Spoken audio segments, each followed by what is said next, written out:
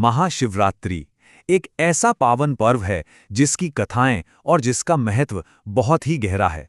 तो चलिए आज मिलकर इस त्योहार के असल सार को समझते हैं। तो सबसे पहले एक बहुत ही आम सवाल जो अक्सर लोगों के मन में आता है उसको सुलझाते हैं। साल 2026 में महाशिवरात्रि आखिर है कब? 14 फरवरी को या 15 फरवरी को? तो देखिए, साल 2026 में महाशिवरात्रि का पर्व मनाया जाएगा रविवार यानी 15 फरवरी को। अब ऐसा क्यों है? क्योंकि जो पवित्र चतुर्दशी तिथि है, मतलब चंद्रमास का 14वां दिन, वो 14 तारीख की रात को शुरू हो जाएगी और 15 तारीख तक रहेगी। और जो मुख्य व्रत और पूजा पाठ होता है वो इसी दिन किया जाएगा। तो तारीख है 15 फरवरी। अब तारीख तो पता चल गई, पर इस दिन का इतना गहरा महत्व आखिर है क्यों? इसे समझने के लिए हमें चलना होगा भगवान शिव और माता पार्वती की उस दिव्य कथा की ओर। तो कथा कुछ यूं है कि माता पार्वती का संकल्प वो बिल्कुल अटूट था।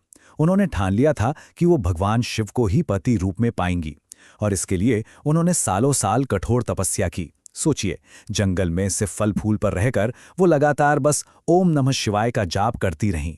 अब माता पार्वती के इस अटूट भक्ति को देखकर भगवान शिव आखिर प्रसन्न हुए और विवाह के लिए मान गए। पर उनकी बारात, वो कोई साधारण बारात नहीं थी। उसमें शामिल थे भूत, प्रेत, तपस्वी और उनके सभी गण। एक बिल्कुल ही अनोखा, अद्भुत समूह था वो। और माता पार्वती ने शिव को उनके उसी तपस्वी रूप में स्वीकार किया। ये वो क्षण है जो हमें बताता है कि सच्चा प्रेम और भक्ति वो किसी भी बाहरी रूप या दिखावे से कहीं ऊपर है। और यही दिव्य विवाह जिसे हम महाशिवरात्रि पर मनाते हैं, असल में सच्चे प्रेम और आध्यात्मिक मिलन का एक अमर प्रतीक है। पर बात सिर्फ शिव पार्वती के विवाह की ही नहीं है। ये त्योहार भगवान शिव के एक और बहुत ही शक्तिशाली रूप को भी समर्पित है, और वो है सृष्टि के रक्षक के रूप में उनकी भूमिका। ये कहानी जुड़ी है समुद्र मंथन से, जब देवता और असुर दोनों मिलकर अमृत पाने के लिए सागर का मंथन कर रहे थे। तो अमृत से भी पहले उसमें से निकला हलाहल नाम का एक भयानक विष, इतना घातक कि वो पूरी सृष्टि को नष्ट कर सकता था। तब पूरी सृष्टि को बचाने के लिए भगवान शिव आगे आए और उन्होंने उस पूरे विष को पी लिया, लेकिन उसे अपने कंठ में ही रोक लिया, उसे नीचे नहीं उतरने दिया। इसी वजह से उनका कंठ नीला पड़ गया, और तभी से उन्हें नाम मिला नीलकंठ, यानी नीले कंठ वाले। और ये जो कथा है ना, ये त्याग, करुणा और रक्षा करने का सबसे बड़ा उदाहरण है।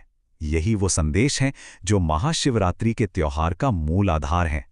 तो ये तो हुई कथाएं। अब सवाल ये उठता है कि इन प्राचीन कथाओं का आज के समय में क्या महत्व है? मतलब हम इन्हें अपने जीवन में, अपने पूजा पाठ में कैसे उतारते हैं? चलिए देखते हैं। महाशिवरात्रि के दिन जो व्रत रखा जाता है उसे बहुत ही शुभ माना जाता है। इसमें सुबह सुबह ब्रह्म मुहूर्त में उठकर स्नान करना, फिर साफ कपड़े पहनकर पूजा करना, शिवलिंग पर जल, दूध, बेलपत्र जैसी चीजें चढ़ाना, और सबसे जरूरी ओम नमः शिवाय मंत्र का जाप करना। बहुत से लोग तो रात भर जागते भी हैं, जिसे रात्रि जागरण कहते हैं। और मान्यता यही है कि जो भी भक्त इस व्रत को सच्चे मन से करता है ना, उसकी हर मनोकामना पूरी होती है। अच्छा, एक और बात, अगर कोई खास इच्छा है, मान लीजिए धन, सेहत या फिर विवाह से जुड़ी कोई परेशानी है, तो उसके लिए भी महाशिवरात्रि की रात को एक बहुत ही विशेष उपाय बताया गया है। इस उपाय के लिए एक खास समय होता है, रात में 11:40 से लेकर 12:30 के बीच का। कहते हैं ये समय बहुत ही शक्तिशाली होता है, और इसी दौरान शिवलिंग पर कच्चा दूध चढ़ाने की प्रक्रिया की जाती है। और दूध चढ़ाते समय जो सबसे जरूरी बात है वो है ओम नमः शिवाय मंत्र का जाप, और वो भी पूरे 108 बार। देखिए, इस पूरे उपाय में सबसे जरूरी चीज है आस्था, मतलब पूरा विश्वास। ये माना जाता है कि अगर पूरी श्रद्धा और विश्वास के साथ ये किया जाए तो भगवान शिव प्रार्थना जरूर सुनते हैं और सारी बाधाएं दूर करते हैं। तो अगर हम सब कुछ समेट कर देखें तो महाशिवरात्रि से हमें क्या सीखने को मिलता है? दिव्य मिलन, अटूट भक्ति, निस्वार्थ त्याग और आध्यात्मिक अनुशासन। ये वो शक्तिशाली भाव हैं जो इसकी हर कथा, हर अनुष्ठान में हमें देखने को मिलते हैं।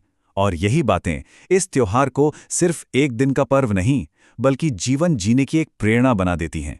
और अंत में एक सवाल हम सब अपने आप से पूछ सकते हैं कि भगवान शिव का वो त्याग, वो करुणा, उनकी ये जो गहरी सीख है, उसे हम आज के ज़माने में अपनी ज़िंदगी में सही मायनों में कैसे अपना सकते हैं।